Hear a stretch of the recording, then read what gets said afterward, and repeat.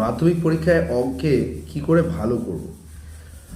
ধরে নেওয়া যাক তুমি অঙ্কে বেশ খারাপ, খুব একটা কিছু প্রস্তুতি হয়নি, সবই ভুলে যাচ্ছ বা মাঝারি একটা জায়গাতে রয়েছে। তো প্রথমে বেশ খারাপদের জন্য বলি যে দেখো, আমরা টার্গেট করবো না 100 এরকম কিছু জায়গা, আমাদের তো 5 মার্কটা টার্গেট। তো তার জন্য আমরা আমাদের কিছু জোনকে করব, ঝামেলা জোনগুলোতে আমরা যাবোই না, আর বন্ধুদের ওপরে ভরসা দেওয়া করে করবো না।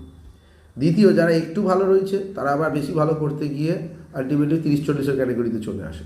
তার জন্য কি থাকবে, যেমন হাইট অ্যান্ড ডিস্টেন্সের প্রশ্নটা কোনো কোনো বছর সোজা আসে, কোনো কোনো বছর শক্ত, বেশি শক্ত দরকার নেই। তার মানে আমরা প্রথমে পুরো প্রশ্নটা একবার স্ক্যান করব।